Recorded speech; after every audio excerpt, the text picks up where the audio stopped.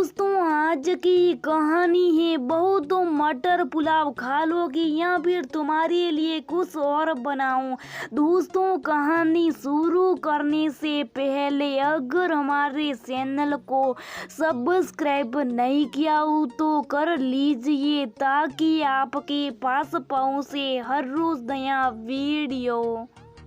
अरे अंजलि, इस दुकान से साड़ी खरीदना छोड़ तो मेरे साथ चल, आगे जाकर गली में एक दुकान और है, वहाँ की साड़ियों का कलेक्शन तू देखेगी तो तेरा मन खुश हो जाएगा। बहुत प्यारी प्यारी साड़ियाँ मिलती है वहाँ पर। चल खड़ी हो, इस दुकान में कोई खास साड़ियाँ नहीं है। प्रिया ने अपनी सहेली अंजलि को हाथ पकड़कर उठाया और साड़ी की दूसरी दुकान पर ले जाने लगी। अंजलि प्रिया से थोड़ी चिंतित होते हुए बोली, प्रिया, हम साड़ी वाली वो दुकान और कभी देख लेंगे, आगे गली में जाने में थोड़ा टाइम लगेगा, अभी शाम होने वाली है, बच्चे और मेरे पति राघव मेरा इंतजार कर रहे होंगे। प्रिया अंजलि से कुछ बोलती उससे पहले प्रिया के फोन की घंटी बज गई। प्रिया की सास का फोन था। प्रिया ने फोन उठाया और अपनी सासू माँ से बोलो, हेलो माँ, हम थोड़ा लेट हो जाएंगे घर पहुँचने में, अभी हमें साड़ी की एक दुकान पर और जाना, वहाँ से 2-3 साड़ी पसंद करके हम सीधा घर को आ जाएंगे, आप चिंता मत करना। प्रिया की सासू माँ बोली, अरे बेटा कोई बात नहीं, वैसे भी तुम कितने दिनों बाद मार्केट गई हो, वैसे भी इस कोरोना की वजह से इतने दिनों से घर पर ही थी, अब जब मार्केट गई हो तब आराम से अपनी पसंद की शॉपिंग करके आना। मैंने तो तुम्हें ये पूछने के लिए फोन किया था कि आज बच्चे मेरे हाथ के मटर पुलाव खाने का बोल रहे, तो तुम भी मटर पुलाव खा लोगी या फिर तुम्हारे लिए कुछ और बनाओ, क्योंकि घर आने तक तुम तो लेट हो जाओगी, फिर आकर कब खाना बनाओगी। तो मैं सोच रही हूँ मैं कुछ बना लेती हूँ। बच्चे तुम्हारे ससुर जी के साथ बैठकर अपने स्कूल का वर्क पूरा करें, मैं अकेली ऐसी बेटी थी, सोचा चलो आज बच्चों से पूछकर उनकी पसंद का खाना मैं बना देती हूँ। बच्चे भी खुश होकर बोले, दादी आपके हाथ का मटर पुलाव हमें बहुत अच्छा लगता है। प्रिया खुश होते हुए बोली, वाह माँ, आपके हाथ के मटर पुलाव खाने के लिए भला कौन मना करेगा, आप मटर पुलाव बना लेना माँ, आपके बेटे भी आपके हाथ का मटर पुलाव खाकर खुश हो जाएंगे। प्रिया ने बाय बोलते हुए फोन रख दिया और अंजलि के साथ साड़ी वाली गली की दुकान में चलने लगी। चलते चलते प्रिया अंजलि से बोलने लगी, अंजलि मेरी जिंदगी की आधी से ज्यादा टेंशन मेरे सास ससुर दूर कर देते, मेरे सास ससुर का साथ मेरे लिए भगवान के आशीष से कम नहीं है। आज मेरे पति आशीष इतनी बड़ी कंपनी में काम करके हैं, उनका कहीं ना कहीं आना जाना लगा रहता, वो बेफिक्र होकर अपनी हर मीटिंग पूरी करके आते, मेरी घर की और बच्चों की उनको कोई टेंशन नहीं रहती और ना ही अपने माँ बाबूजी की। वरना सोचो अंजलि, अगर माँ बाबूजी अकेले गांव में और हम यहाँ शहर में रहते तो आशीष का आधा ध्यान गांव में अपने माँ बाबूजी की तरफ लगा रहता और आधा ध्यान हमारी तरफ। आशीष के दिमाग में हमेशा अपने परिवार को लेकर ही बातें चलती, वो अपना ध्यान ऑफिस के कामों में अच्छे से नहीं लगा पाते। पर हम सब लोग एक साथ ही तो आशीष भी परिवार की तरफ से बेफिक्र होकर अपना पूरा फोकस अपने काम पर लगाते, क्योंकि उन्हें पता है उनके बीवी बच्चों के पास उनके माँ बाप एक बरगद के जैसा साया बनाकर उनका ख्याल रखने के लिए। प्रिया हंसते हुए बोली, और उनके माँ बाप के पास में प्रिया उनकी प्यारी बहू हूँ, उनका पूरा ख्याल रखने के लिए। आशीष जब बाहर जाती तो मेरे ससुर जी बाहर के सारे काम संभाल लेती और मेरी सासू माँ को तो तू देख। प्रिया एक ठंडी सांस लेते हुए बोली, मैं मेरी सासू माँ के बिना एक दिन भी घर कामों की जिम्मेदारी अकेले से अच्छे से नहीं उठा सकती हूँ सासू माँ की सीख और उनकी नसीहत से मुझे रोज कुछ ना कुछ नया सीखने को मिलता है। अगर मुझसे कभी कोई काम बिगड़ जाता है तो सासू माँ मिनटों में उस काम को अपने अधूमा से सुधार देती हैं। अगर सासू माँ 4-5 दिन भी कहीं चले जाते हैं तो घर के सारे काम, बच्चों को संभालना, बाहर के काम करते करते मैं थक जाती और सबसे बड़ी बात, मैं आराम से अपने मायके अपनी माँ के पास भी बेफिक्र होकर 10-15 दिन तक रुक कर आ जाती हूँ, क्योंकि मुझे पता है पीछे से मेरी प्यारी सासू माँ सब संभालेगी। सच में अंजलि सास ससुर का साथ जिंदगी सवार देता है। आप मुझे तू जो इतना मस्त मौला और खिलखिलाते हुए देखती है ना, बिना किसी परवाह के, बिना कोई अपने परिवार की चिंता किए, बिना तो ये सब भाई मेरे सास ससुर जी के साधनियों का ही आशीर्वाद है। उनकी प्यार भरी साव के नीचे भगवान करे मेरा परिवार हमेशा ऐसी बसेरा करता रहे, खिलखिलाते हुए।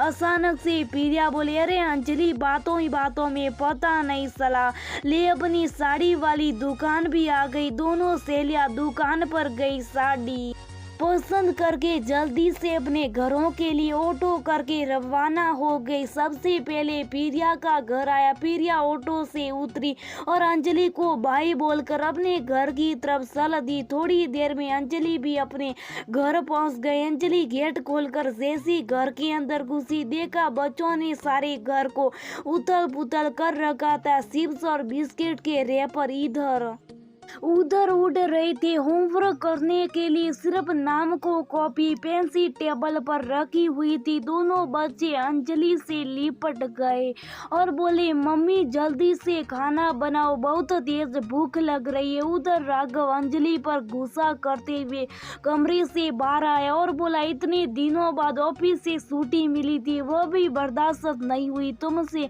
बच्चों को मेरे भरोसे छोड़कर मार्केट में खुद मस्ती करके आ गई। अरे पूरे दिन बच्चों ने मेरा सिर घुमा कर रख दिया। उधर गांव से माँ बाबूजी की और टेंशन, बाबूजी को हल्के हल्के चक्कर आ रहे। माँ का फोन आया तो मैंने ससेरे भाई को बोला, उसने मुझे 10 बात सुनाई और बाबूजी को हॉस्पिटल दिखाने के लिए लेकर गया। वो बोला, आप तो वहाँ मजे से रहते हो और जब भी इनके कोई प्रॉब्लम होती है हमारे ऊपर छोड़ देते। समझ में नहीं आता मैं अकेला क्या क्या करूं, अपनी जॉब पर ध्यान लगाऊं या तुम लोगों की चिंता करूं या गांव में बैठे अपने माँ बाप की चिंता करूं, क्या क्या करूं मैं अकेला।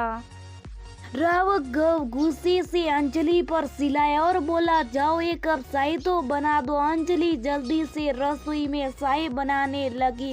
चाय बनाते बनाते अंजलि सोचने लगी, राघव का ये गुस्सा कम, उसका चिड़चिड़ापन ज्यादा है। जब गांव में सब लोग साथ थे तब राघव ऐसा नहीं था, वो भी तो ऐसी नहीं थी, वो भी प्रिया के जैसे एकदम मस्त मौला और खुश मिजाज थी, क्योंकि उनकी सासू माँ घर की हर जिम्मेदारी में उसके साथ कंधे से कंधा मिलाकर खड़ी थी। पर अपनी ससेरी जेठानी की देखा देखी उसने भी अपने सास ससुर को गांव में छोड़कर अपने पति के साथ अकेले शहर आने का, सिर्फ अपने पति और अपने बच्चों के साथ रहने का मन बना लिया था। अंजलि की सासू माँ ने अंजलि के बदले हुए अंदाज को जान लिया था और उन्होंने अपने बेटे राघव से अपने आप ही अंजलि को अपनी साथ शहर ले जाने के लिए बोल दिया था। तब से लेकर आज तक अंजलि सबसे सासू माँ से अलग होकर शहर आई। उसकी जिंदगी में सिर्फ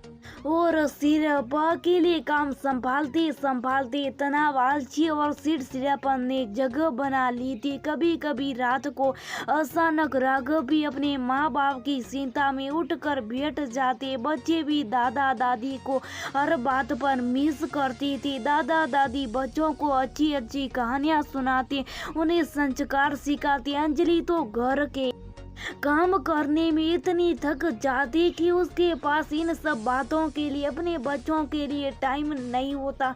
वो बच्चों को मोबाइल और टीवी के पास बिठाकर आराम करने लगती। आज अंजलि को ससुर से अपने सास ससुर की बहुत याद आ रही थी। उसका मन कर रहा था वह अभी अपने सास ससुर के पास पहुंच जाए या उन्हें अपने साथ यहाँ शहर ले आए और उन्हें हमेशा अपने साथ रखें।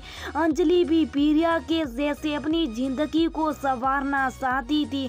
चाय में उबाला आ चुका था। अंजलि ने चाय का कप में सानी और राघव के पास ले गई। राघव अपने ससुरे भाई से बात कर रहा था। डॉक्टर ने जो रिपोर्ट बाबूजी की दी उसके बारे में पूछ रहा था। राघव ने जैसी बात करके फोन रखा, अंजलि राघव को चाय का कप देते हुए बोली, सुनो राघव, हम कल ही गाँव चलते और माँ बाबूजी को अपने पास ले आते। हमसे बहुत बड़ी गलती हो गई राघव, मैंने अकेले यहाँ तुम्हारे साथ आने की जिद करके बच्चों से उनका दादा दादी के साथ हंसता खिलखिलाता था और संस्कारों से बड़ा हो रहा बचपना छीन लिया। तुम्हारी जिंदगी को अपने अनुभवों से और अपनी सीख से बेहतर बनाने वाला तुम्हारे सबसे बड़े हमदर्द तुम्हारे बाबूजी को तुमसे दूर कर दिया। तुम अपनी जिंदगी की कितनी तकलीफ को उनसे साझा करते, कितनी राहत पाते थे। अब फोन पर तो रोज उनसे ऐसी बातें होती नहीं है ना। और मेरी जिंदगी की सबसे बड़ी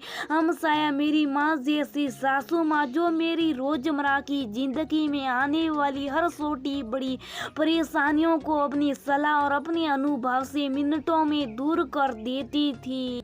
राघव खुश होते हुए बोला, तुमने तो मेरे मन की बात छीन ली। सच में हम एक साथ पहले के जैसे कितने खुश रहेंगे। हम कल सुबह से ही माँ बाबूजी को लेने गांव चलते। बच्चों ने अपने पापा के मुंह से जैसी दादा दादी को यहाँ लाने की बात सुनी खुशी से उछल पड़ी। इधर अंजलि भगवान से हाथ जोड़कर अपनी नादानी में की गई अपनी गलती, अपने सास ससुर से अकेले रहने की जिद के लिए माफी मांग रही थी। जिस तरह से मायके में माँ बाप का साथ जिंदगी को खूबसूरती से संवार देता है, वैसे ससुराल में सास ससुर का साथ भगवान के आशीर्वाद के जैसे जिंदगी को संवार